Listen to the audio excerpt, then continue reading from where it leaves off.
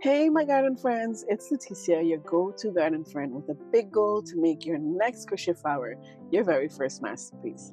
Now, this first kit launch was really a test. I had many other members ask whether or not I'll create kits, but never in a million years did I actually think I'll do them. However, I decided to give it a shot and I was mind blown. I sold every single kit. So before we get into the video, I want to say a special thank you to these wonderful ladies who trusted me to deliver a piece of my heart to them. They've turned what I call a test into a blooming reality for me, and I don't take that for granted. So as I pack these, I'm thinking about where they're going. To your studios, your kitchen tables, your quiet corners, wherever they'll go. I'm so grateful that my very first experience was a success. Now, my garden friends, I invite you to pull up a chair and come package my very first kit orders with me.